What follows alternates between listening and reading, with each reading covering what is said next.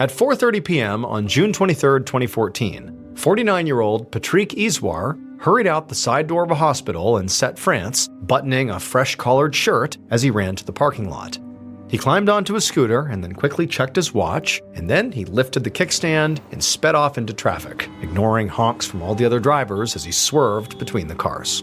Patrick did not care who he was annoying right now, because he was running late for a date, and then right after the date, he had to rush over to his daughter's dance recital. And he desperately wanted to make sure he made both of these events, because they were some of the only things he'd had to look forward to in ages. So things in Patrick's life had not been good for a really long time. 8 years earlier, he had slipped into a rut of serious binge drinking and gambling. And one day, when he was drunk, he had actually struck his wife. Following that, his wife had divorced him, and he'd lost custody of his daughter, Alabama, who was now 12 years old. After that, Patrick's life really did not get any better. He had moved in with his elderly mother, and his drinking had only gotten worse, and his gambling continued to the point where he basically gambled away most of what he made by working as a hospital janitor. And then after that, he'd gotten involved with a married coworker, and then when her husband found out about this affair, she died of an apparent suicide. Her death had been 5 years earlier, and it had been so traumatic that Patrick had barely dated since. He had just about resigned himself to a life of bachelorhood, when actually a few weeks earlier, he had gotten a call from the woman he was now going to meet, Audrey Levay. But Patrick was now running so late for his date that he worried Audrey might not wait around for him. So he twisted the throttle of his scooter and shot across an intersection, ignoring more honks from more cars. Patrick had actually met Audrey a long time ago, right after his divorce, and they'd gone out a handful of times before they ultimately lost touch. She was a lot younger than he was, and she'd stood him up more than once in the past, but she was also a lot of fun, and it had been a while since Patrick had been on a date, so when she called him up saying she wanted to go out again, Patrick had said, sure. They'd made plans to meet this afternoon at a park near Patrick's work that had this big rocky hill rising behind it. And the place had some of the best views in the whole city, with the ocean on one side and dramatic cliffs dotted with all these old caves on the other. Now, they were not going to have a whole lot of time together, probably just enough for a short walk before Patrick would have to rush off for his daughter's dance recital later that night. But he hoped that the romantic setting might help spark something between them again. A few minutes later, Patrick pulled up to the park entrance, and to his relief, Audrey was still there waiting for him. So he parked his scooter and locked his cell phone in the scooter's underseat compartment, and he walked over to her.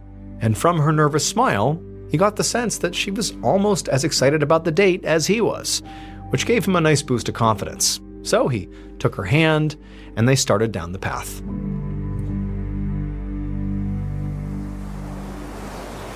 Around 8 a.m. the next morning, 10 miles up the coastline from where Patrick and Audrey had been walking at that park, Patrick's older brother, Mark Issoire, stood on the deck of his boat, pulling a big oyster trap out of the water. As he was doing this, his phone rang, so he stopped and he answered it. But before he could even say hello, his mother's very worried voice came across the line, asking if he knew where Patrick was. Mark frowned, because Patrick lived with their mother, so she should know better than he would. But his mother explained that Patrick hadn't come home last night. He also wasn't answering his phone, he hadn't shown up to work that morning, and perhaps most concerning of all, he'd missed his daughter's dance recital the previous evening. And it was this last fact that made Mark think that something might actually be wrong here, because he knew how much Patrick loved his daughter and how much he was looking forward to that recital. So he promised his mother he would get to the bottom of it, then he hung up and began calling Patrick's friends. However, with each conversation he had, Mark got more worried, because nobody had heard from Patrick since yesterday afternoon. He'd apparently left work around 4 p.m., but he hadn't told anybody where he was going. Now for Mark, he felt like this was at least somewhere to start, Patrick's work. So he steered his boat to the dock, tied it off, and then jumped in his car and started heading that direction. 4 hours later, Mark stood on a rocky lookout point scanning the city below. Patrick's hospital stood in the middle of Sète's business district, which was packed with canals and cafes and tourist spots. And Mark and a handful of Patrick's friends had spent all morning checking them one by one, looking for Patrick. But they hadn't found him or any sign of him. And so now Mark had turned his focus to some of the more remote areas around the city, like the hill behind the park where he now stood. But there was still no sign of Patrick anywhere. And so Mark was trying to think of anywhere else his brother might have gone, when his phone rang. It was one of Patrique's friends from the search party, and he just found Patrique's scooter outside the park at the bottom of the hill, just a short drive from where Mark was. And so Mark told him not to touch anything, and he sprinted back to his car, and he sped down the hill, and he left the park, and he stopped in the parking lot right outside. And sure enough, there in the lot was Patrique's scooter. And as Mark looked at the scooter and at the quiet park all around him, he felt a cold weight settle in his stomach, because he really couldn't think of any reason why Patrique would leave his scooter here overnight. In the back of his mind, all day, Mark had been worried that something bad could have happened to his little brother. But now, after seeing this scooter, he felt sure of it.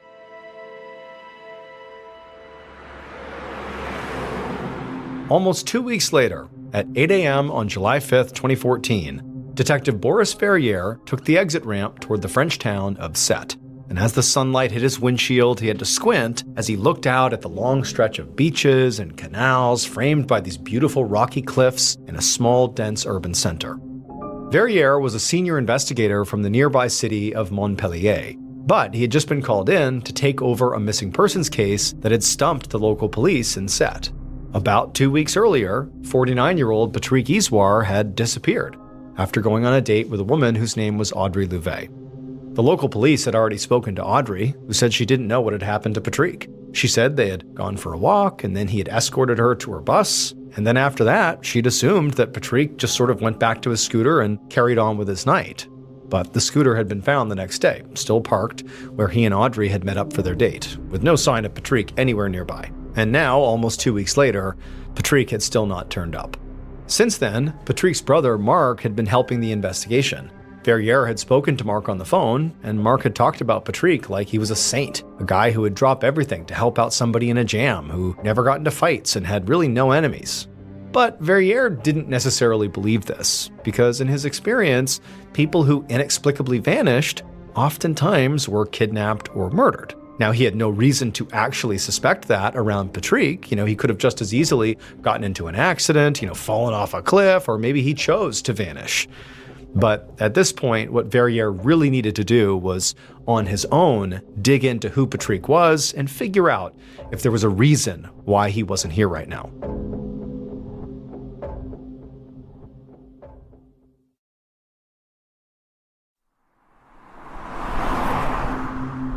A few minutes later, Verrier followed Patrique's ex-wife, whose name was Claude Ozize, into her living room, and they both sat down. Verrier switched on his recording device, and he asked Claude where she was on the day Patrique went missing. Claude said it was just an ordinary Monday for her, and that after work she had picked up their daughter, Alabama, from school and driven her to her dance recital. She had expected to meet Patrique there at the recital, and it really surprised her when he didn't show up, because even though Patrique had plenty of flaws, he was a good dad. And at that, Verrier sort of leaned forward, because Patrique's flaws were actually what he wanted to know about. Now, he didn't think Claude was guilty of anything here, since she had a pretty strong alibi and didn't really stand to benefit from Patrique's disappearance. But he hoped she could maybe tell him about any old habits or current habits that could have gotten Patrique into trouble. And so when he asked her about this, Claude hesitated before saying she really didn't want to badmouth Patrique. But he drank and gambled a lot more than he should. At this point, Verrier pressed her for more details, but Claude just insisted that Patrique had really always kept that part of his life away from her. But after she thought about it for a moment, she said there was someone who might be able to tell Verrier more. And then she called their 12-year-old daughter, Alabama, into the room. Alabama appeared very visibly nervous and shaken up by everything going on with her dad, but her mother, Claude, took her hand and encouraged her to share her story. And slowly, the girl began to speak. She said that about a week before her dad disappeared, he'd brought her along on a very strange errand. They'd parked outside of a tunnel, and he'd told her to wait in the car. And then he got out and walked into this tunnel to meet with someone. It was a man. But it was too dark in the tunnel for Alabama to make out the man's features, but she definitely saw her father, Patrique, hand this man some kind of package before he quickly turned and ran back to the car. And then afterwards, her father wouldn't tell her who this man was. He just said that he'd done something really stupid, and because of it, he now owed some people a lot of money. After Alabama finished talking, her mother, Claude, thanked her and sent her back out of the room. And then once she was gone, Verrier asked Claude if she knew who this man in the tunnel might be. but Claude said she had no idea. But she said she did have one name that was worth looking into. Now, this was not someone who would have lent Patrick any money, but instead, it was a man who held a personal grudge against him. His name was Remy Chen, and he was a local hairstylist.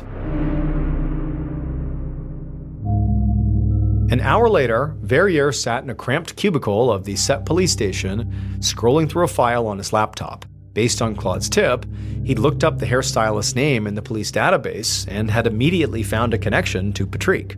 Back in 2009, so a few years after Patrick's divorce, Patrick had been questioned as a witness in the suicide of Remy Chen's wife, a woman named Nadège Chen, who had worked with Patrick at the hospital.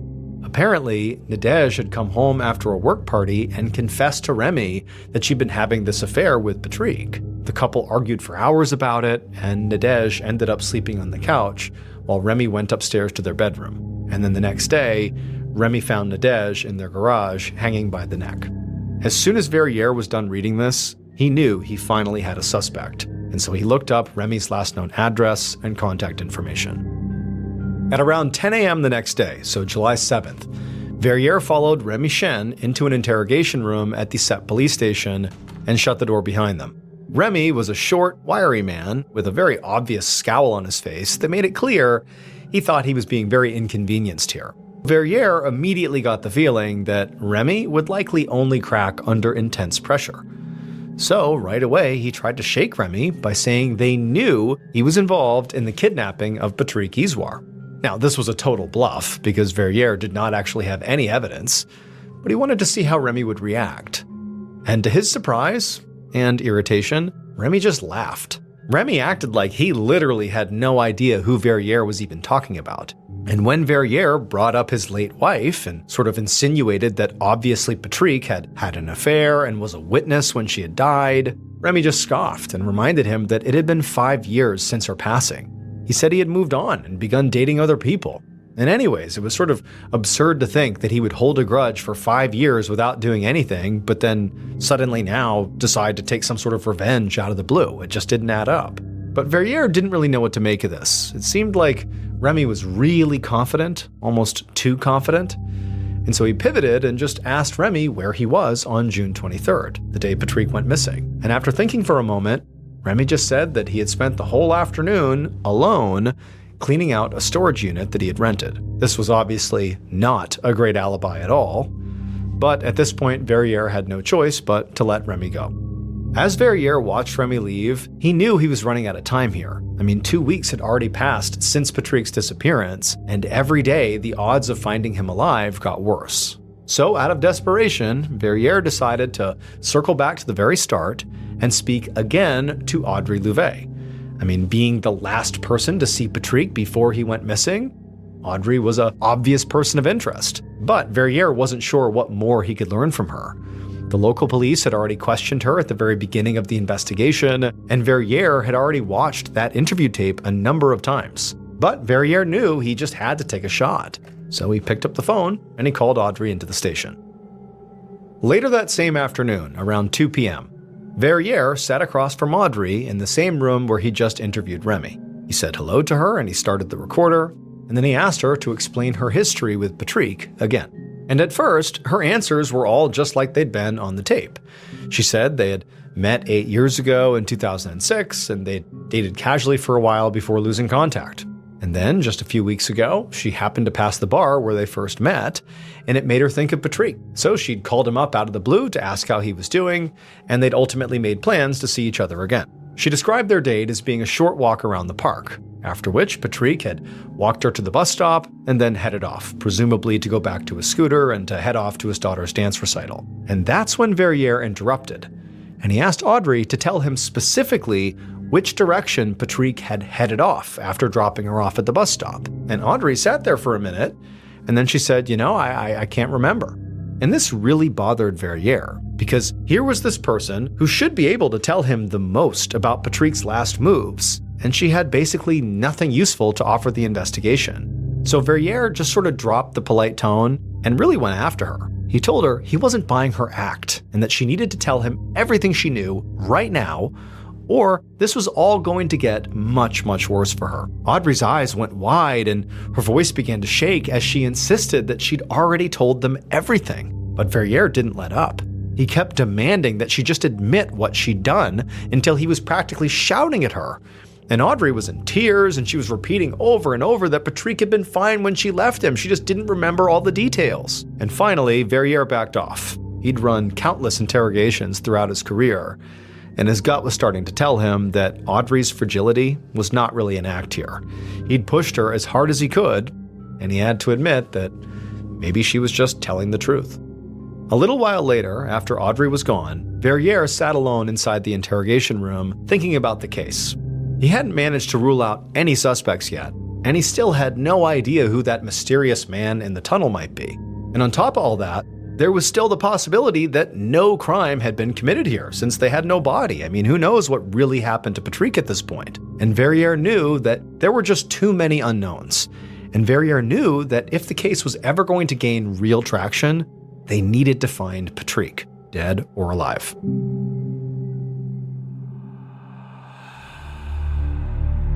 Around 11 a.m. on July 17th, so 3.5 weeks after Patrick Isouard disappeared, Detective Boris Verrier parked along the shoulder of a winding roadside in the French town of Sète.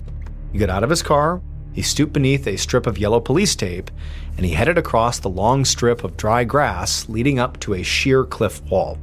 A dozen yards ahead of him, barely visible in the rock face, was the dark, round opening of a cave.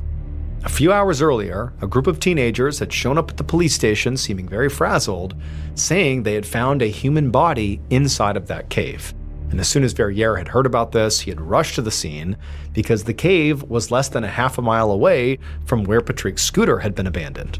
And so now, Verrier turned on his flashlight and he stepped into the cave. And as soon as he did, a forensics team fell into step right behind him, and together, they began making their way into the darkness. Thanks to his flashlight, Verrier could see that the walls were covered in graffiti and that there were empty bottles and other garbage everywhere. So it seemed like this was probably a popular party spot for young people.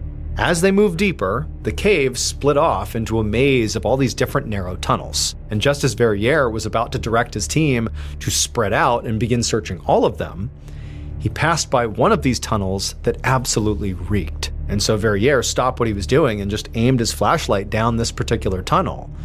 And he saw there was a shallow pit dug into the floor. And lying at the bottom of this pit was what looked like a ragged lump of black fabric, until Verrier stepped closer. The smell was overpowering now, and Verrier knew he was standing over the charred remains of a human body. Verrier bent down to examine it, and he saw right away there was what appeared to be a bullet hole in the skull and a bullet hole to the torso. And those details, one to the head, one to the stomach, and then, the body being burnt afterwards, likely to get rid of evidence, felt very familiar to Verrier. It felt like this could have been a mob hit.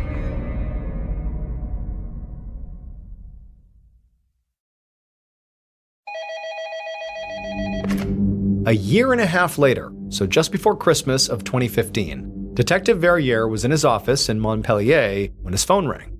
It was Patrick's older brother, Marc, calling to ask for updates on his brother's case, again. And Verrier sighed because the truth was, he had nothing new to report.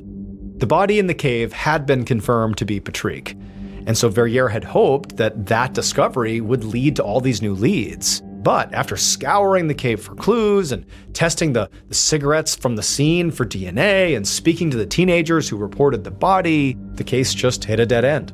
Now, the mob-like execution style did line up with a theory that Verrier had that, maybe Patrick had been killed over a gambling debt, by the mob basically, or someone who was affiliated with, organized crime. But Verrier had never been able to actually uncover any trace of Patrick having any sort of debt that would get him killed. Also, he still had not been able to identify that mysterious man in the tunnel that Patrick's daughter had mentioned. And so that left Remy and also Audrey as his only suspects. And Verrier had placed both of them under surveillance, but so far, neither of them had done anything suspicious. So the investigation was now stuck, and Verrier understood that Patrick's family was really out of patience here. So he was not surprised that when he admitted he still was not ready to make an arrest, Marc snapped. He told Verrier that if the police weren't capable of solving this, he was going to take matters into his own hands. 3 months later, on a night in March of 2016, Detective Verrier sat down on his couch in his living room to watch something that he'd been warned was coming. Mark had convinced the producers of a national true crime TV show to do an episode on his brother's case, and the episode was airing tonight. And as the show started, Verrier felt a knot of anxiety because Mark knew details about the investigation that were not meant for the public, and if he shared them on this show, it could seriously compromise the case. But obviously, Verrier was also just curious to see how the episode had turned out, and part of him hoped that maybe renewed public attention might actually help the case. And as Verrier watched the show, he was relieved to see that Mark wasn't there to talk about case specifics. He was there to talk about Patrick. Mark described his brother as this hardworking father who never seemed to catch a break in life, and who at the very least deserved justice. And at the end, he put out a simple plea for anyone with information to please come forward. When the show ended, Verrier did not really feel worried anymore that anything that had been revealed on the show was sensitive or that it could negatively impact the actual investigation. But he also knew that, the impact the show was going to have was probably going to be pretty small. Like, he didn't expect anything to come of this plea for help from the public. However, he would be wrong, because the next morning, Verrier's phone would ring. And an hour after that call came in, Verrier was ringing the doorbell of an apartment building in Lunel, which is a town close to Set. A woman would answer the door, and when Verrier flashed his badge, she invited him inside. The woman, whose name was Sophie, had reached out to the police after watching Mark's interview on TV, saying she did have information about Patrick's case. And so Verrier followed her into her kitchen, and he sat down across the table from her, and he turned on his recorder, and he told her to just start from the beginning. And the moment the story began to spell out, Verrier knew he'd solved the case. Based on the evidence collected at the crime scene and witness testimony, the following is a reconstruction of what police believe happened to Patrick Iswar on the afternoon of Monday, June 23, 2014.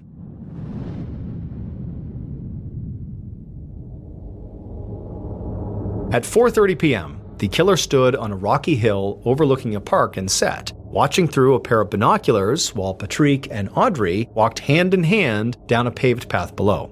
The couple was taking their time, clearly enjoying the scenery and each other's company, and then at some point, Audrey stopped and pointed across the road at a cave in the nearby cliffs, the entrance to a cave.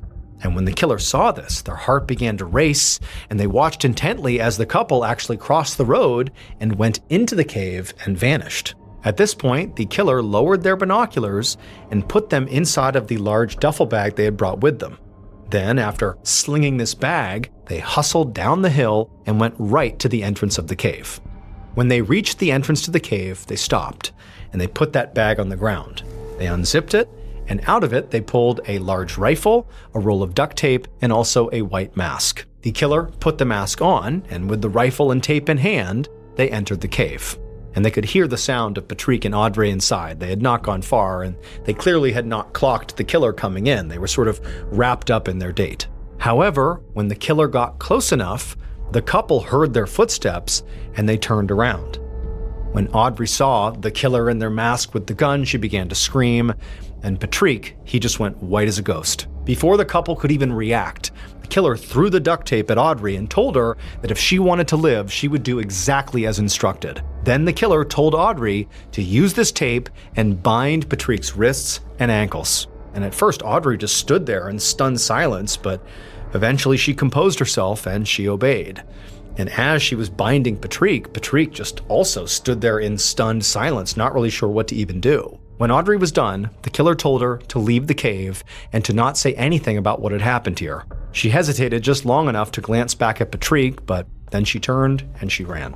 Once her footsteps had faded and it was just the killer and Patrick inside of this cave, Patrick just stared, wondering what was going to happen to him, and the killer, after making really intense eye contact with Patrick, raised his rifle and shot Patrick in the head and also once in the chest, and Patrick crumpled to the ground. At that point, the killer slung his rifle, and then he grabbed Patrick by the ankles and he dragged his body down a nearby tunnel and dumped him in that shallow pit. Then the killer doused the body with lighter fluid from a canister they'd brought in that bag. They lit a match and tossed it in. As Patrique's body began to burn, the killer walked out of the cave and pulled off their mask as soon as they stepped into the light. They now had only one thing left to do: go find Audrey and explain everything, and convince her not to go to the police. Because the killer was Remy Chen, the hairstylist who hated Patrique for having an affair with his late wife, and he had just successfully tricked Audrey into helping him pull this murder off. It would turn out Audrey was actually Remy's ex-girlfriend. They had met and begun dating in 2009, shortly after the death of Remy's wife. And Remy had realized that because of Audrey's history with Patrique, because they had also dated, he could use her to lure Patrique into a trap and finally take his revenge. But even though Audrey was clearly a key part of this plan, she didn't actually know that Remy was going to kill Patrique. Remy had told her a sob story about Patrique owing him a lot of money, and she thought they were just going to scare him into paying up. It was not until she got into the cave and Remy showed up with a mask on and a rifle that she realized he had something way more sinister in his mind. After the murder, Remy convinced Audrey to stay silent by threatening to kill her and her children. And for over a year, she kept his secret, lying to the police the whole time. But when she watched that true crime episode about the case and saw Mark's plea for information, she finally just cracked and confessed to her friend Sophie, who was watching the show with her, who then went on to call the police the very next day. On March 31st, 2016, Remy Chen and Audrey Louvet were arrested for their roles in Patrique's death. Remy received 30 years in prison for murder, and Audrey was sentenced to 12 years for acting as an accessory to the kidnapping.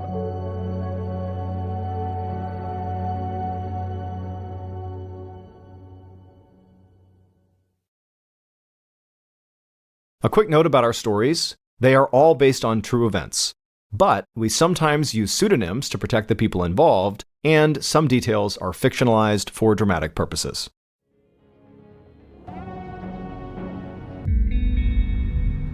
On August 6, 2016, Sebastian De Leon was slumped in the backseat of a car heading to Orlando, Florida for a short vacation with his parents, Raphael and Brunilda. The drive from their home in Weston, Florida was only about 3 hours. But to 16-year-old Sebastian, the trip felt much longer. He had a lingering headache and his eyes felt itchy and sensitive. He drank some water, rubbed his temples, and focused on the soft rumbling of the car. Sebastian wondered if his headache might be from getting too much sun the day before, since he'd spent the whole day swimming with friends in a lake. But Sebastian worked most of the summer as a camp counselor, so he was outside all the time in the sun, and it never really seemed to bother him, so it didn't make sense to him why yesterday would be any different. Whatever the reason, Sebastian was just totally annoyed at feeling so out of it. He'd been looking forward to this trip to Orlando for weeks.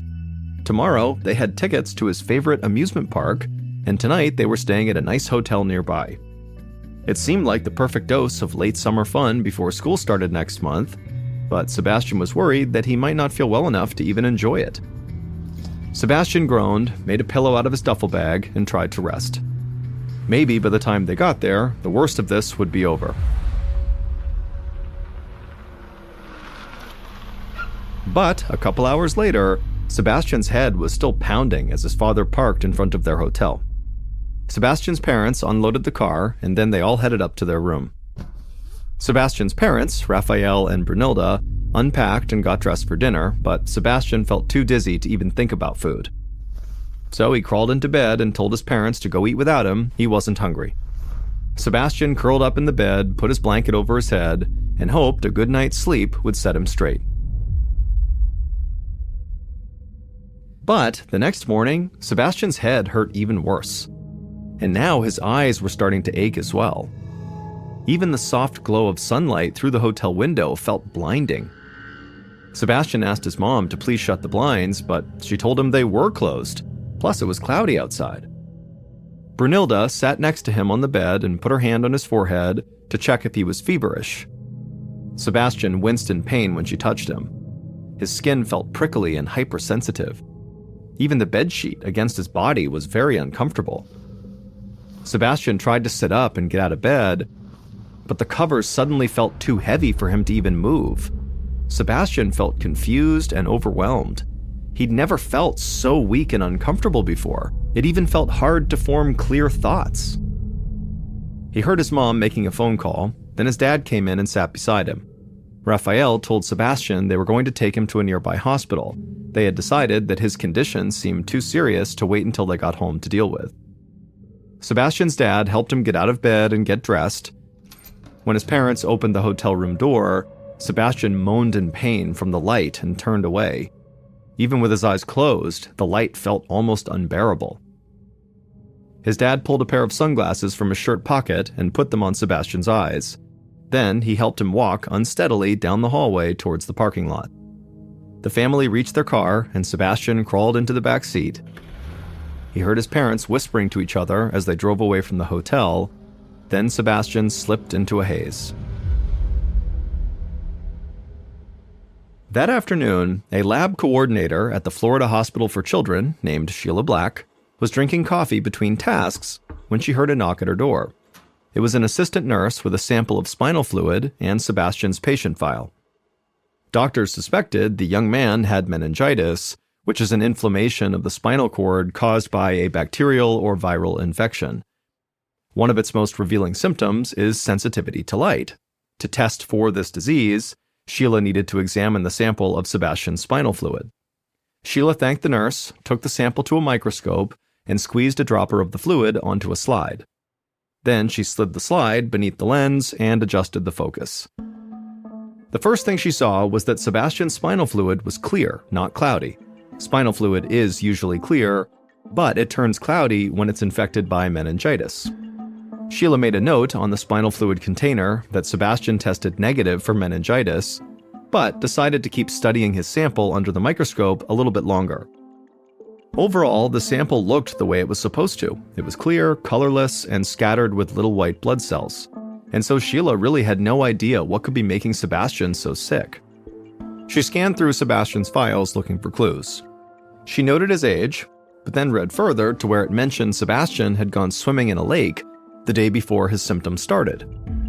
Going swimming in a lake was not unusual for a Florida teenager, but Sheila had recently attended a seminar about a rare type of microorganism that lives in warm freshwater lakes.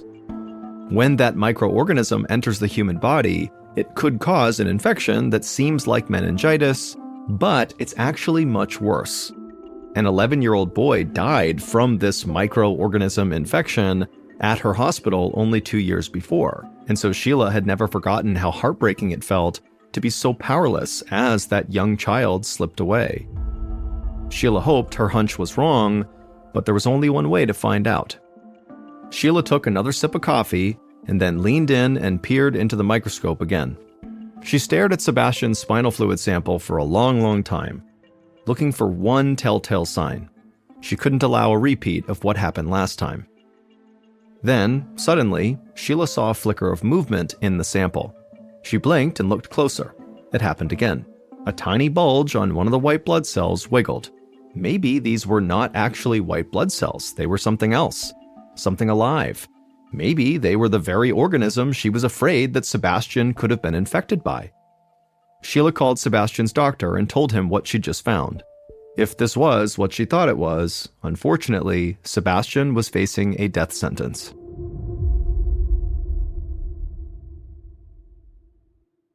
Sebastian's doctor, Humberto Liriano, slowly lowered the phone from his ear to his side and leaned his head against the wall. He felt crushed by Sheila's news.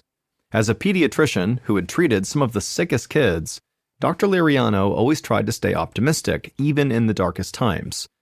But sometimes it was hard not to feel totally defeated. If Sheila's finding was accurate, Sebastian did not have much of a chance. Dr. Liriano had treated this same infection 4 other times, and in all 4 cases, none of the patients survived. Still, he felt a deep sense of duty to never give up. No matter how unlikely Sebastian's chance of survival was, Dr. Liriano resolved to fight with everything he had. He made some calls to get a team in place, and then he had Sebastian moved to a room in the critical care unit, and then he went to study Sheila's lab results more closely. And right away, Dr. Liriano could tell from looking at Sebastian's spinal fluid that Sheila's fears were right. This was the worst-case scenario. But there was one ray of hope. Dr. Liriano had heard of a new medication designed to combat Sebastian's condition with this microorganism. It was named Impavido, Spanish for undaunted. But there was a catch. The drug was still undergoing safety review. The makers of Impavido were still negotiating with the Food and Drug Administration for approval to get wider distribution. So very few hospitals were able to stock it, including the Florida Hospital for Children. Dr. Liriano called the hospital's pharmacy. He told them he had a patient who urgently needed Impavido and to call everywhere until they found some. The pharmacist said they would and hung up. Dr. Liriano paced in his office, trying to think of how else he might be able to save Sebastian in case he couldn't get this medication in time. He knew of other patients who had died waiting for it to arrive. Just then, Dr. Liriano's phone rang. It was the hospital's pharmacy. They'd gotten in touch with the Centers for Disease Control, who had already tracked down the CEO of Impavido's manufacturer, which was based right in Orlando. And they apparently said that they had Impavido available and would be happy to supply the hospital with as much as they needed. Dr. Liriano felt a rush of joy at this news until the pharmacist finished their sentence. There was one problem. Impavido was stored in a safe at the CEO's office, and the CEO was out of town. Dr. Liriano groaned in frustration. He asked how long it would be until the CEO could make it back to the office. If the medicine didn't make it to the hospital soon, it would be too late to save Sebastian. The pharmacist said the CEO was away in Boston, Massachusetts through the weekend. There was basically no way he could make it back in time. But there was one other person who had access to the safe, the CEO's son, Michael. Not only that, but Michael was already on his way to get the Impavido for Sebastian. He would then personally rush it to the Florida Hospital for Children. Dr. Liriano was ecstatic to hear this, but none of it would matter if it took too long to deliver the drug, and so he asked where this office was to gauge how long Sebastian would have to wait. And the pharmacist's answer that the company's offices were only about 10 miles from the hospital nearly brought tears of joy to the doctor's eyes. After he hung up with the pharmacist, Dr. Liriano ran to the ER. When he got there, he assigned a nurse to wait by the entrance for the CEO's son, Michael, and the second he got there, this nurse was supposed to take the drug from him and rush it up to the critical care unit where Sebastian was. But there was still one other task that Dr. Liriano had to complete before they could institute this drug, and that was telling Sebastian's parents what was going on with Sebastian. Dr. Liriano steadied himself and then went down the hall to Sebastian's room. He peeked in at the doorway and saw Sebastian lying in bed, barely conscious. His parents, Brunilda and Raphael, sat on opposite sides of the bed, looking totally exhausted and terrified. Dr. Liriano stepped inside and then asked Sebastian's parents to please follow him out into the hall. Dr. Liriano could see in the parents' faces how much they were dreading whatever he was about to tell them. Once they were out in the hall, Dr. Liriano explained Sebastian's situation as clearly as he could. He said their son had caught an infection caused by a microorganism while he was swimming, and now this infection had spread deep into his body and his life was in danger. When he said this, the parents' faces went white. They stared at Dr. Liriano blankly. He told them the good news was that a new medication was on the way to the hospital this very second. The bad news was that Dr. Liriano had never been able to use this medication before, so he didn't know for sure if it would even work. Still, it was the best and potentially only chance they had against an infection with a very low survival rate. Only 3% of people who get this infection survive. Dr. Liriano gave the parents a few minutes to absorb this terrible news. Then he explained that in order to use this new medicine, they would have to put Sebastian into a medically induced coma, taking him to the brink of death in order to save his life. So if they wanted to say anything to Sebastian, now was the time. There might not be a later. Brunilda and Raphael nodded and went back into their son's room. They stood on either side of his bed and held his hands. His mother, Brunilda, cried as she told him what a perfect boy he was and that he was going to be just fine, medicine was on the way that would help him, and God was looking out for him. Sebastian's father, Raphael, made the sign of the cross and squeezed his son's hand. Then he leaned close to his face and told his son how strong he was, how he would beat this, and how they would all live a long, happy life together. Dr. Liriano was very moved by the parents and what they were saying to their son, but at some point he stepped in and asked Brunilda and Raphael to please leave the room, and then he had his nurses prep Sebastian for the medically induced coma, which required them to drastically lower Sebastian's body temperature. The team jumped into action, prepping IVs and hooking Sebastian up to various monitors. Dr. Liriano made sure everything looked good and headed out to the reception desk to wait for the impavido. The whole floor was tense with anticipation. Then the elevator at the end of the hall dinged.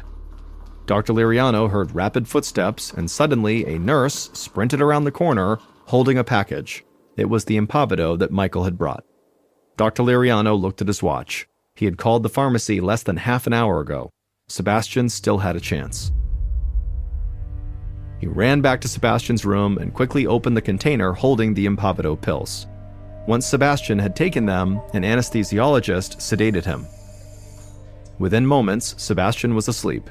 A nurse gave him an IV drip of cold saltwater solution, while another wrapped him in frozen blankets. Dr. Liriano paced while keeping his eyes glued to Sebastian's monitor. This process would give the medication more time to work, but it was always very dangerous to cool a body so rapidly. Sometimes organs reacted very unpredictably. Within the hour, Sebastian's body temperature was down to 91 degrees Fahrenheit, and Sebastian was officially comatose. Once Sebastian's breathing began to slow, Dr. Liriano gently fed a tube down his throat to help his body maintain a steady flow of oxygen. So far, the procedure had gone exactly as planned. All they could do now was wait and hope.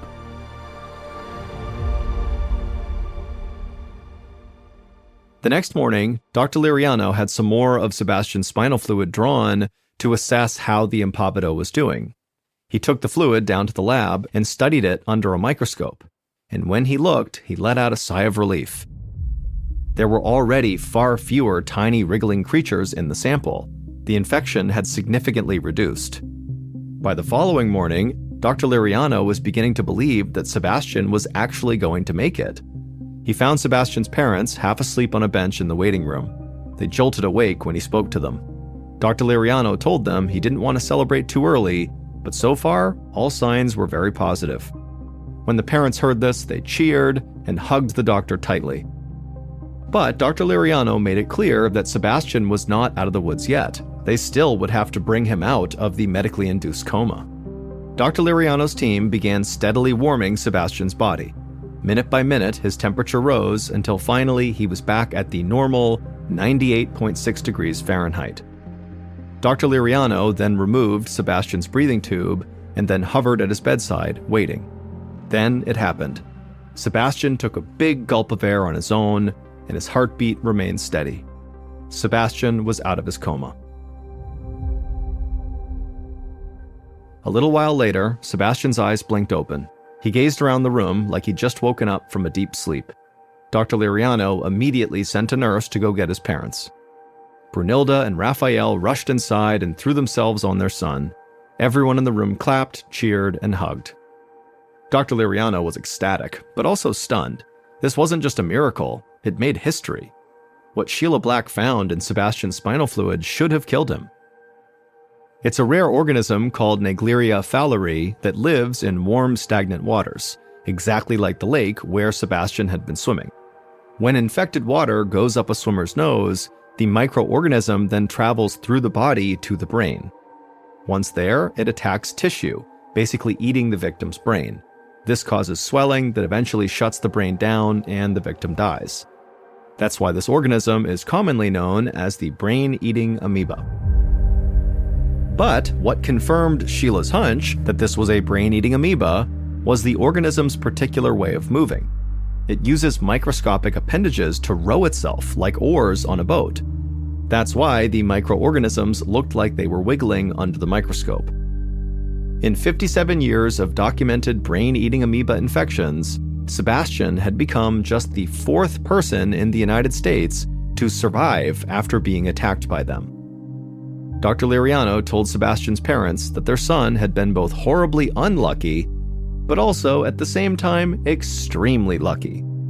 Because if the medicine that ultimately saved his life had been stored basically anywhere else, he probably would not have gotten it in time. Of all the places in the world the medicine manufacturer's headquarters could be, they were also in Orlando, just a few miles from the hospital where Sebastian was. All told, it took less than 20 minutes for the CEO's son to rush and get the medicine and deliver it to the hospital. A few hours after coming out of his medically induced coma, Sebastian was able to speak again. It took 2 years for him to regain all his motor skills, but eventually he made a full recovery.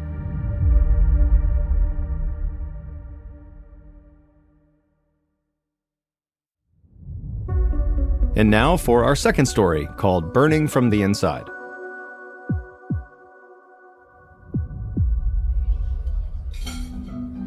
On a Sunday night, just after Christmas in 2015, 27-year-old Kayla Hansen weaved through the crowded dining room of Grimaldi's, a popular Italian restaurant in Peoria, Arizona.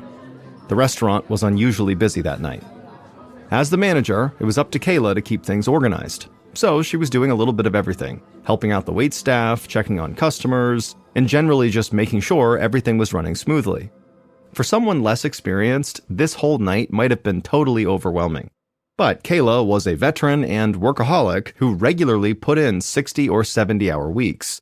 She was totally in her element. Closing time was fast approaching, so Kayla grabbed an order of pasta and raced out of the kitchen.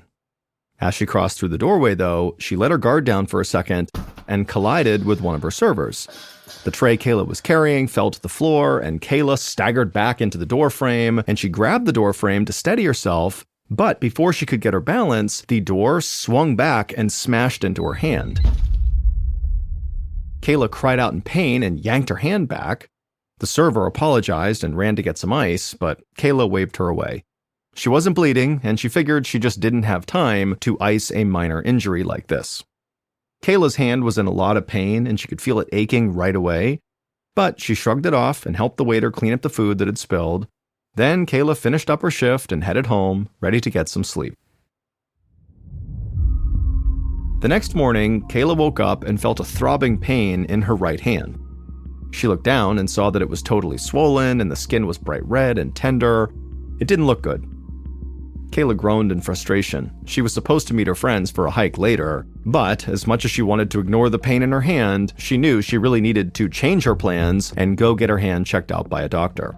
So she texted her friends and said she would not be able to go on the hike that day, and then she called her primary care doctor and got an appointment for later that day. By the time Kayla got to the doctor's office that afternoon, her hand was really hurting. But when the doctor examined her hand, he told Kayla she had just bruised the soft tissue. Her hand wasn't broken, so the swelling would eventually go down and she'd be fine. Kayla was totally relieved to hear this. It would have been extremely difficult to work at the restaurant with a broken hand. So Kayla figured she'd get better in a couple of days and really just kind of stopped thinking about her hand. It still hurt, but it didn't feel like an urgent matter. 2 weeks later, Kayla was in her bathroom getting ready for the day, trying to brush her hair with her uninjured left hand. Her right hand, the damaged hand, was still swollen and tender, even though it had now been 2 weeks since she hurt it. The swelling really had not gone down at all, and the pain seemed to be getting worse every day. In fact, the pain had gotten so bad on several days over these past 2 weeks that she'd had to call into work sick. Kayla could not afford to keep taking time off of work, so she was starting to feel really worried about her hand again. Kayla fumbled the brush and shook her head in frustration. Then, just kind of out of instinct, she picked the brush back up with her damaged hand, and as soon as she grabbed it, it felt like an electric shock ran up her right arm. Kayla immediately dropped the brush and then grabbed her injured hand. She could feel the skin was incredibly hot to the touch, and it almost felt like it was on fire from the inside out. It was so painful. And now, also, her right arm hurt too, and it was beginning to swell just like her hand. Kayla realized she just couldn't push through this pain any longer. It was horrible, and so she decided she would go back to her doctor. Later that day, Kayla was in her doctor's office as the doctor was examining her swollen right arm, It took Kayla everything she could not to scream out in pain every time the doctor very gently pressed her hand or arm. After the doctor finished his exam, he told Kayla that this was clearly more than just a bad bruise to her hand. But it was not clear to the doctor why Kayla was in this much pain. Her tests and x-rays showed nothing was wrong with her. The doctor thought maybe it was something nerve-related, so he referred Kayla to a pain specialist named Dr. Nicholas Scott, whose focus was on identifying and managing chronic pain conditions. Kayla very carefully cradled her right arm as she thanked the doctor, and then she got up to leave. She hoped Dr. Scott would be able to help her, because she really didn't know how much more pain she could bear. A couple of weeks later, Kayla arrived at the Arizona Pain Clinic for her appointment with Dr. Scott. She hoped he would have an answer for her so she could get better and finally go back to her old life. Not only was she missing work all the time, but Kayla was also in too much pain to go hiking or fishing, or really do much of anything that she used to do for fun. Kayla waited in the exam room for a short period of time before Dr. Scott entered. His calm demeanor put her at ease, but she couldn't help but flinch when he examined her hand, which was still swollen and still had these bright red blotches all over it. Once he was done, Dr. Scott asked Kayla if she knew what might have caused the injury. She told him about her busy night at the restaurant at the end of December and how her hand had gotten smashed in a door, but she didn't see how such a minor injury could cause this much pain and swelling and over such a long period of time. Dr. Scott nodded and told Kayla he could not find any tissue damage or broken bones, just like her other doctor. However, he believed she had developed a rare condition called complex regional pain syndrome, or CRPS, that can develop after there's been nerve damage. He explained that a nerve in Kayla's injured hand was misfiring and sending signals to the brain that she was in extreme pain, even though the original hand injury was not that bad. Dr. Scott told Kayla that there was no cure for CRPS, but they could find a way to manage the pain and the burning sensation until it went into remission. Now, it usually went into remission after only a few months, but unfortunately for some, as the doctor explained, it could take a few years. Dr. Scott said they had no way of knowing which group Kayla would fall into. Kayla was relieved that Dr. Scott had a diagnosis, but the possibility of living with such excruciating pain for years on end was terrifying. She just hoped that the doctors and her medical team could somehow get this pain under control and get her back to normal life soon.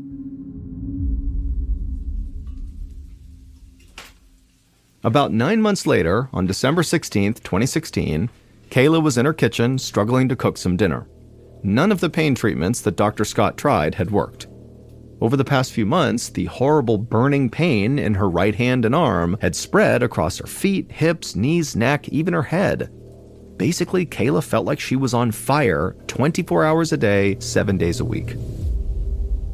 Kayla had lost count of how many times she'd been to the emergency room, but no matter what the doctors tried, the pain never lessened.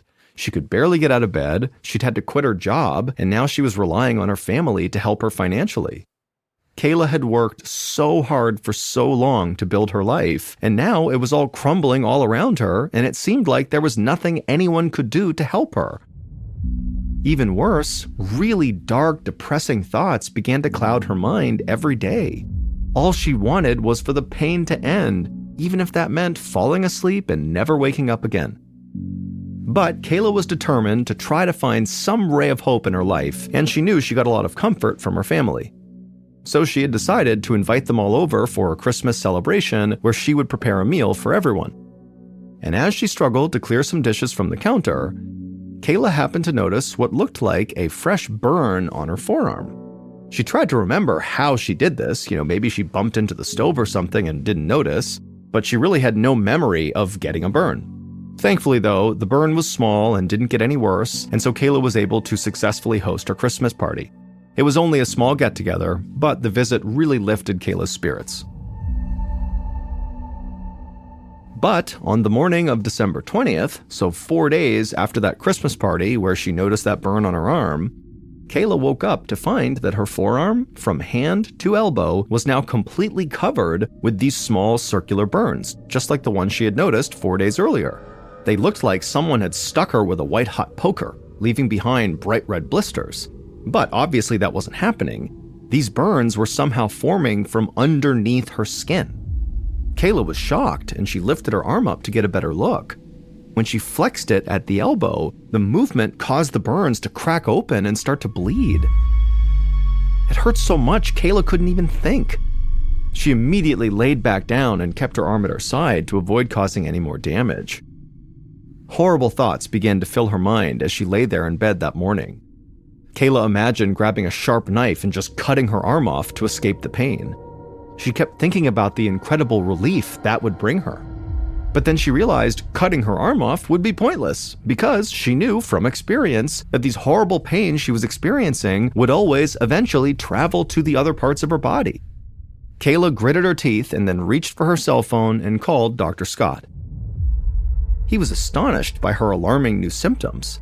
People with CRPS did sometimes develop burns like this, but Dr. Scott knew that was incredibly rare. In fact, it happens so infrequently within CRPS patients that nobody knew how to make it stop. So for now, the only advice Dr. Scott could give was for Kayla to get to the emergency room and hope the doctors there could do something to treat her burns. When Kayla hung up, she just started crying. She was in so much pain, she was so uncomfortable, and she knew that she was gonna go to the hospital because she was gonna do what she was told, but she knew they were not gonna be able to help her. No one could. Kayla was right. The doctors at the emergency room when she got there were totally baffled by her condition. The only burns like this they'd ever seen were from cancer patients going through radiation treatment. Whatever was doing this to Kayla was coming from inside her, and they just couldn't explain it. Kayla left the emergency room and headed home, still in total agony and feeling completely defeated. The days turned into months, the months turned into years, and at times, Kayla's situation felt completely hopeless. Somehow, she always found the strength to keep going despite the unbelievable pain she was always in. By February of 2019, over 3 years after she crushed her hand, Kayla had gone to over 50 different doctors and had tried almost as many medical procedures, but nothing had worked. Finally, though, on what felt like her millionth trip to the hospital for the burns that covered her body, the doctors were at least honest with her. They knew they couldn't help her, and they told her that, but they could at least tell her what was ailing her. She didn't just have CRPS. She had the worst case of CRPS they'd ever seen, and perhaps one of the worst the world has ever seen. Most people who suffer from complex regional pain syndrome have symptoms in a single arm or leg. Unfortunately for Kayla, she suffered from symptoms across her entire body. In other words, she had a unique version of this very rare disorder. One doctor described it as stage 4, the most severe and painful form of CRPS. Kayla had long since learned why doctors sometimes call CRPS the suicide disease, but the doctor spelled it out in agonizing detail. The pain experienced by victims of CRPS can be worse than childbirth, broken bones, or even amputations. The suffering can get so intense that up to 40% of CRPS victims express a desire to want to kill themselves to get rid of the pain. Kayla winced at that last detail because she knew she fell into that 40%. She had had those dark thoughts. And in fact, lying in the hospital bed at that very moment, she couldn't help but think about dying and how really it would be so much easier to just die, because then she wouldn't feel the pain and she'd stop being a burden to her parents and family. Over the next few days, doctors and nurses streamed in and out of Kayla's room really just to see the patient with the extraordinary case of CRPS. Some even took pictures of her just for documentation. Kayla started to feel like she was not really a patient and more of an animal in a zoo exhibit. Then eventually, Kayla's doctors discharged her from the hospital after this latest flare-up subsided, but they were unable to offer any further relief from her crippling full-body pain.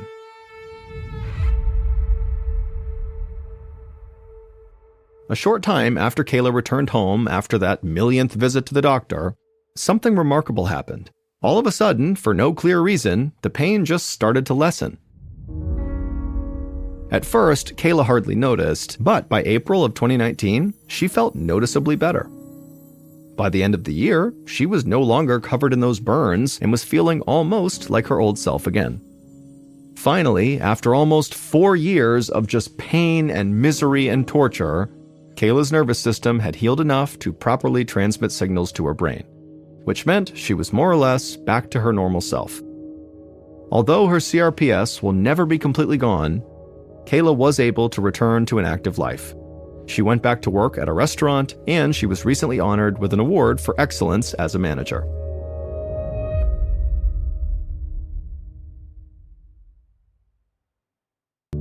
One evening in the late winter of 1973, a 23-year-old mother named Tabby put her 8-month-old son and 2-year-old daughter down for their naps inside of their double-wide trailer, which was parked in a small town in New England.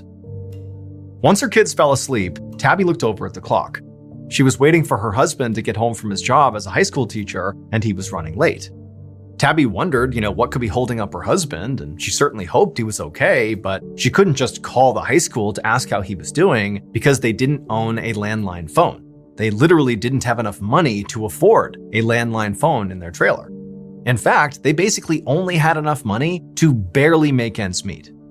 So Tabby and her husband actually had dreams of becoming professional writers, but they had found over the past few years that breaking into writing at this time in America was nearly impossible. They had gotten a few stories published here and there, but, for the most part, the only thing their writing had gotten them was a whole bunch of rejection. And so as a result of this, both of them had taken day jobs to basically supplement the income that was not being generated from writing. Tabby was home with the kids, and then in the evening would work some shifts at a Dunkin' Donuts, and then her husband, in addition to being a teacher, also worked at a laundromat. But even with their 3 jobs combined, they barely made any money. Now, Tabby still held on to hope that, maybe one day she could break in and be a professional writer and have that be her primary income. But her husband, who also, had the same dream, was over time becoming increasingly more pessimistic about his opportunity to, one day just be a writer. He sort of felt like this truly was impossible, that they'd struggle forever and he wouldn't become a writer. Tabby walked to the tiny laundry room in the back of their trailer to switch their clothes from the washer to the dryer. So this room, the laundry room, actually doubled as her husband's office. And as soon as she walked back there, she saw his desk was a total mess. All around his typewriter, which sat right in the middle of the table, were all these empty beer cans and food wrappers and rejection letters from various magazines and publications, and the trash can next to the table on the ground was overflowing with crumpled up pieces of paper.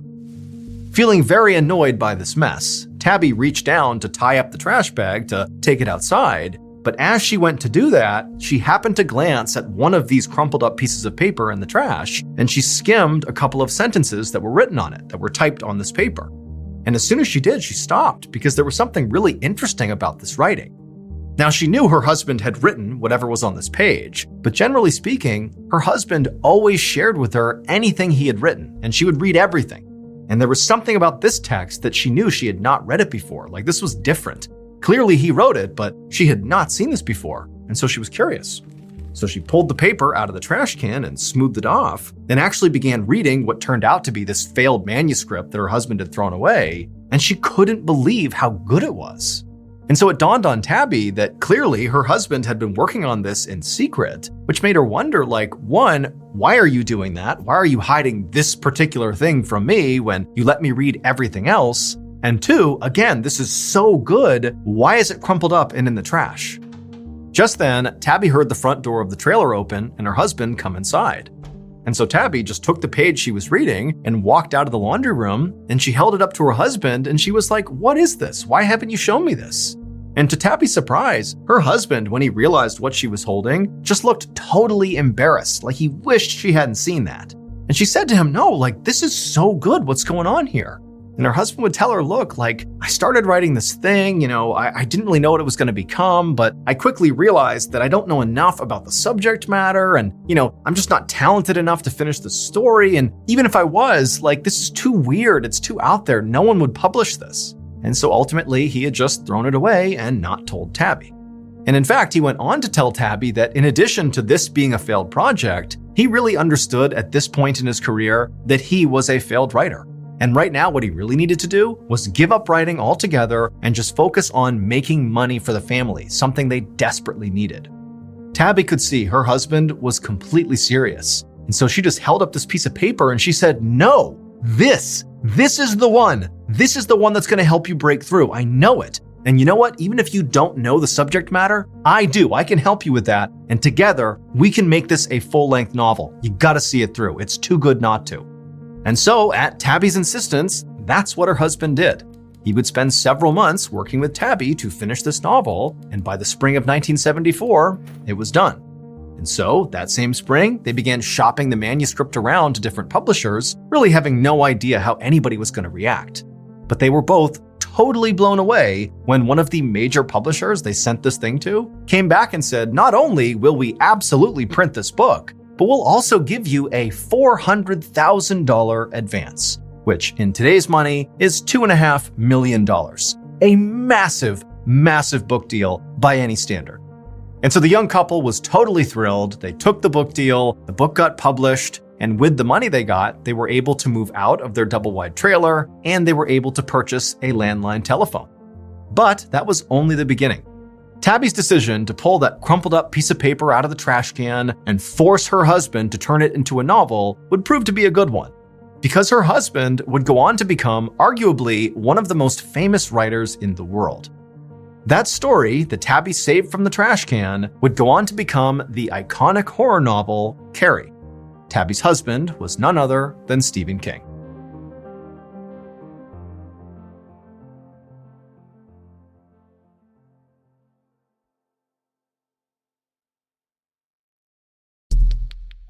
Our next story is called Accidental Superstar.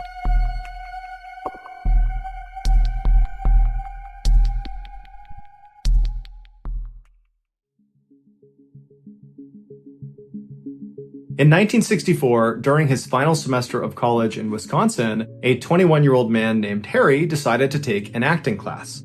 He believed it would be an easy A, and he'd always been pretty shy, and so he figured this class might be able to help him get over that.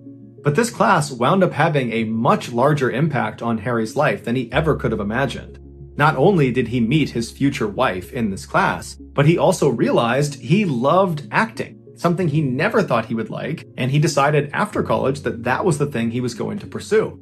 And so after he graduates later that year, he and his girlfriend get married, and then they fly out to Hollywood, California, where Harry auditions for Columbia Pictures' New Talent Program, which is basically this program that's designed to help new actors and actresses get parts in Hollywood because it's so hard to do that. And so he's accepted into this program, he signs a contract with them that pays him almost nothing, and right away they start shopping him around for different parts in TV shows and movies, but nobody is interested in Harry. Nobody. The only roles he was getting were incredibly minor and usually non-speaking, and so it was really not advancing his career.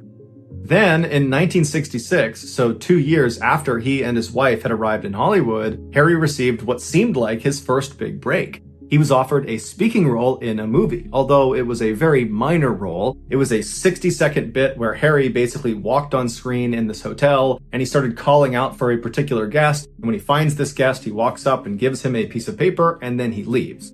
So it's a forgettable scene, but it's a real scene in a real movie. And so this was a big deal for Harry. And so after Harry goes over to the studio and he films this whole scene and it's all done, he goes back over to the headquarters of the New Talent Program at Columbia Pictures. And as soon as he goes inside, one of the producers that was in charge of this New Talent Program, who had apparently had a chance already to see this 60-second scene in this movie that Harry was in, he calls Harry over and asks him to go up to his office for a second.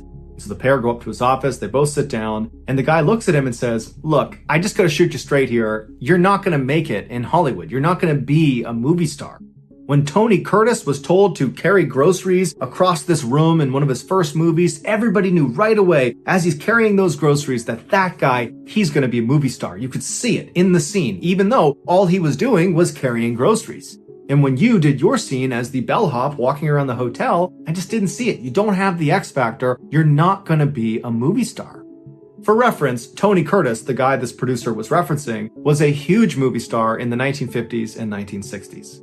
And so Harry, after getting this horrible comment made about him, he pauses for a second, and then he leans across the table and looks at this producer and squints his eyes and says, "You know, if Tony was such a good actor, shouldn't we have believed he was just a grocery delivery boy, not a movie star?" And at this totally smart aleck remark, the producer fired Harry on the spot. Harry would go on to sign a similar new talent program deal with Universal Studios, but again, he could not get a real part to save his life. And the feedback he finally got was, Harry, you're just not pretty enough, and you're not really that talented. By the mid-1970s, Harry was in his mid-30s, and while he still aspired to be an actor and wanted to be an actor, he was making almost no money from acting. And so he decided, instead of acting, he was going to become a carpenter. That was going to be his full-time job. Despite the fact he knew nothing about carpentry.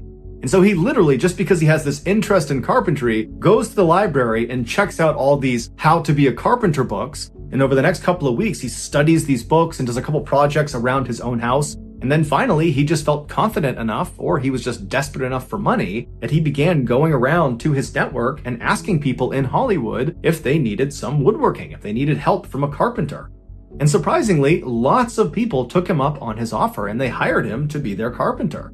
And before long, Harry was dubbed the carpenter to the stars, which was kind of ironic because he actually was not a very good carpenter, and he was regularly seen on the job, literally holding a book, teaching him how to be a carpenter while doing the carpentry with his other hand. In 1976, Harry was a full-fledged carpenter and had been for about a year when one of his very close friends named Fred Roos, who was a casting director and film producer, gave him a call and told him he had a very unique opportunity for him.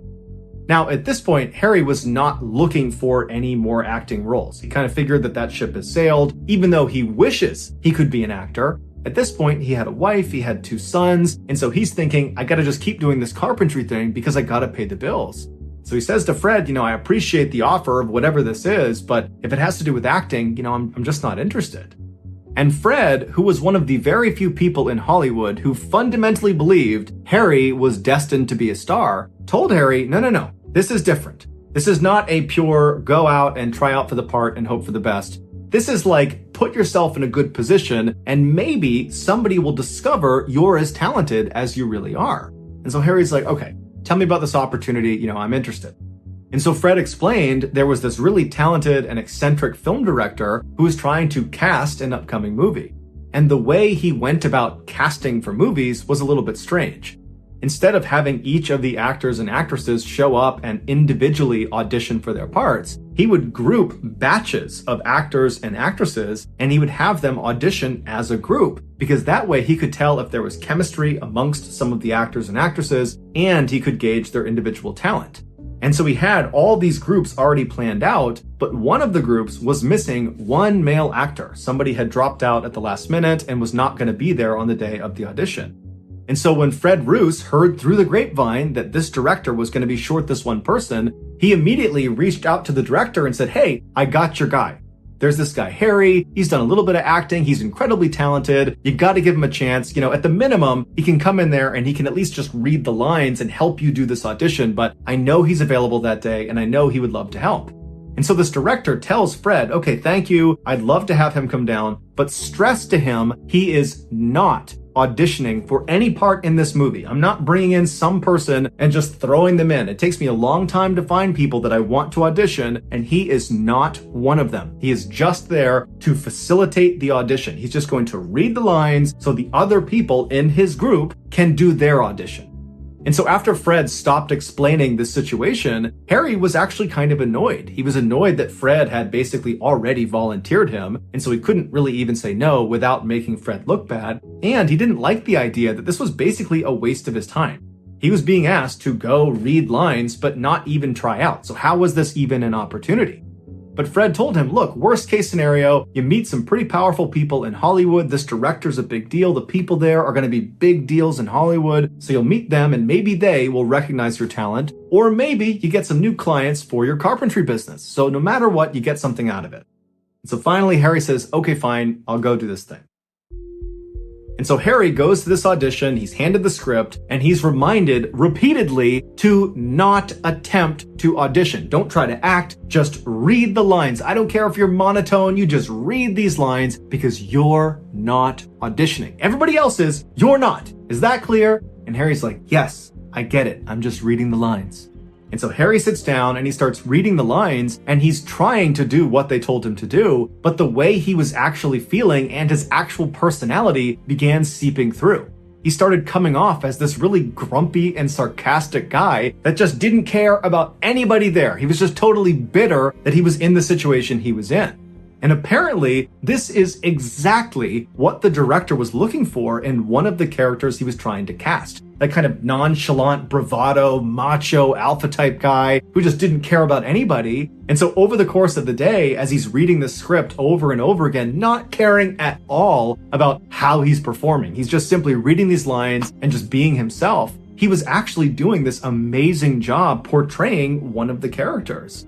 And so they let Harry go the whole day. No one told him they were looking at him as a potential character. And then at the end of the day, when Harry was about to just throw the script in the trash and leave without talking to anyone, the film director, better known as George Lucas, walks up to Harry, better known as Harrison Ford, and says, "Wait a minute, I was wrong. You are perfect for this movie, Star Wars. You need to play Han Solo."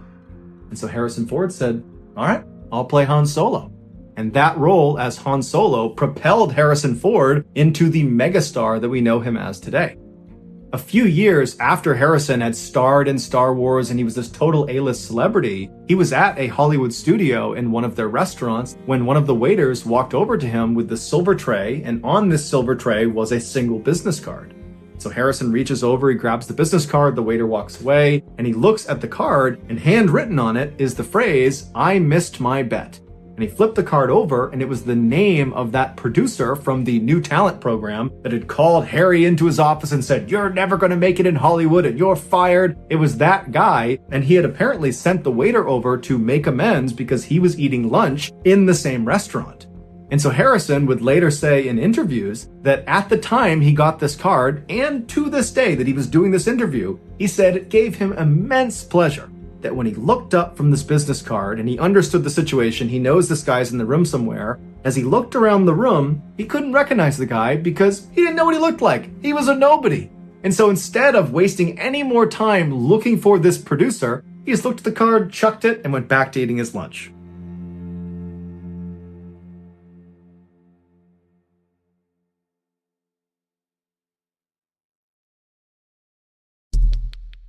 The next and final story of today's episode is called The Shiner.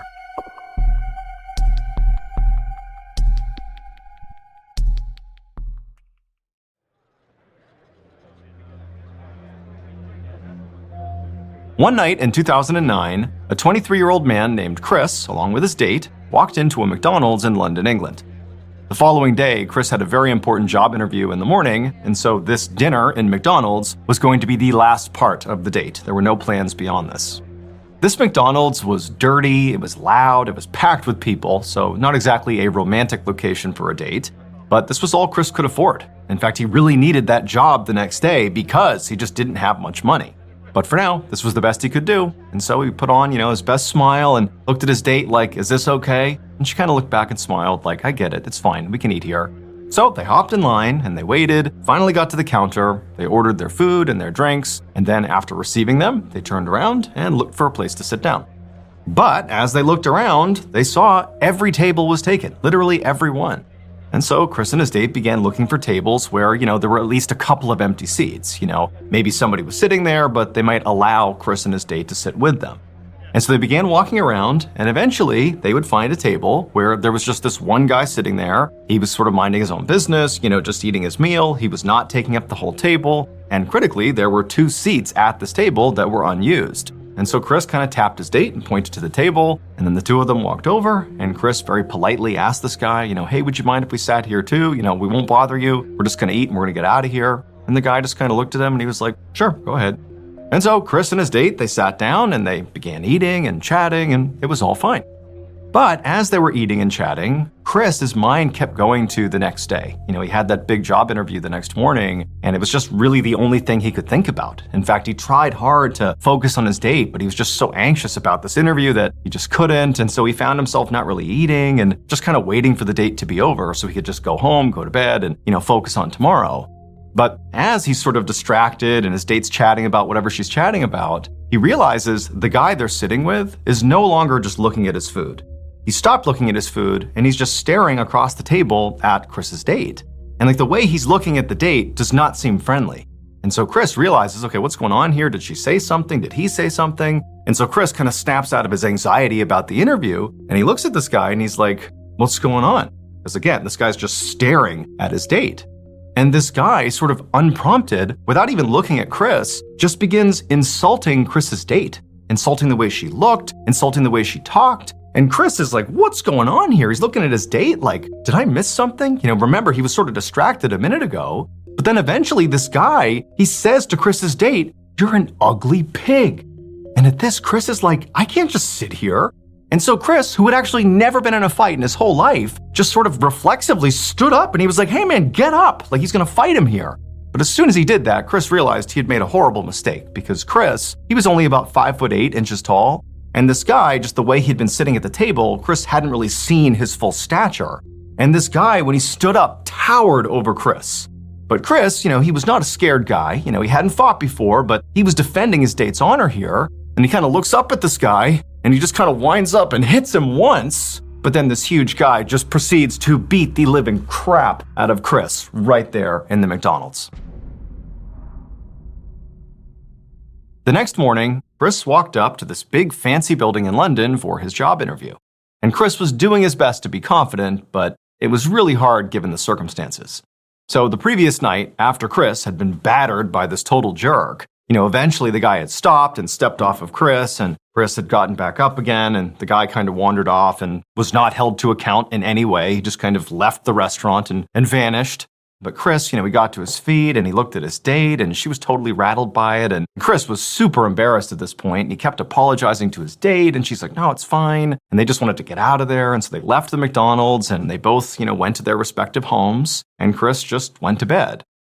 And then the next morning when Chris got up early because he has this big job interview, he went into the bathroom and he looked in the mirror and he saw he had this enormous black eye.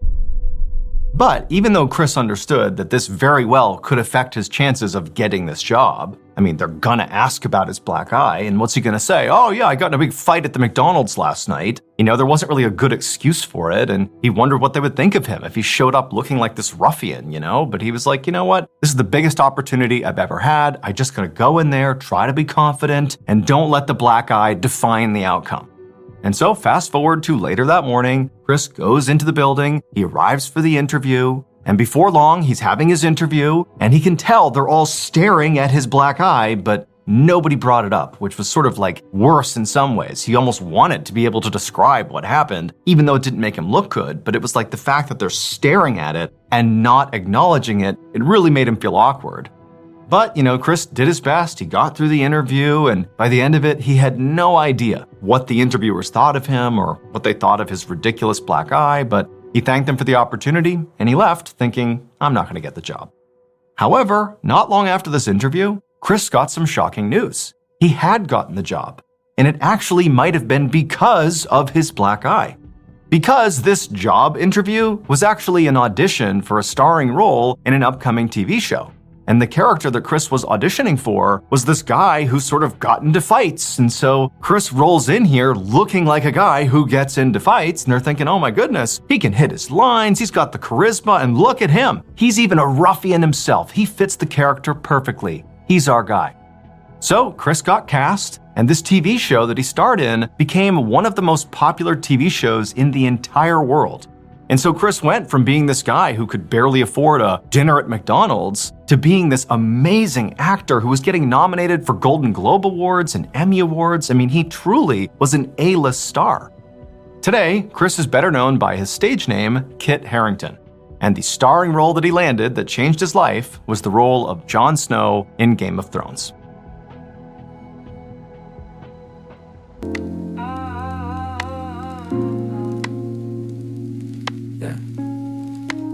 I don't scream my pain anymore. I let it sit. I used to wake up fighting, thought I had something to prove. Every loss felt like a headline, every win never improved.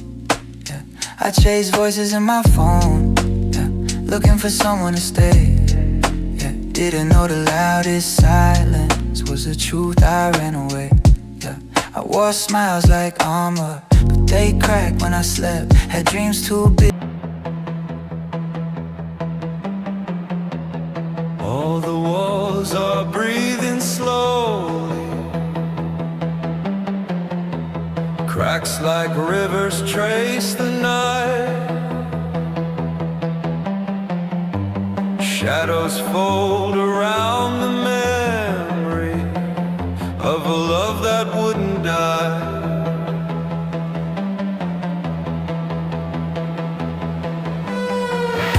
I hear your name inside the static, a ghost that moves beneath the glass.